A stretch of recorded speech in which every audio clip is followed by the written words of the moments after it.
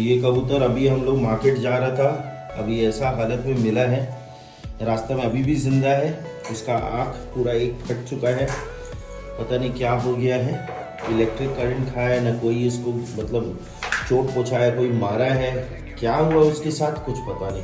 देखते हैं कितना दिन ये होपफुली रिवाइव मतलब रिकवर, आउट से रिकवर होने में कितना दिन लगता है। होपफुली ऊपर वाला का दुआ से ही बच जाए, क्योंकि कबूतर है ऐसा नहीं, कोई भी जानवर हम लोग देखते हैं तो हम लोग कोई भी ये घर पे आ जाता है, मतलब लेके ही आएगा हम लोग, क्योंकि उसको पता है कि हम लोग ठीक करने का बहुत कोशिश करते हैं। यहाँ पे देख सकते हैं गाइस, ये सब जितना केजेस लगा हुआ है इसमें भी कुछ बर्ड्स आएगा। क्या बर्ड्स आएगा आप लोगों को बाद में दिखाते हैं।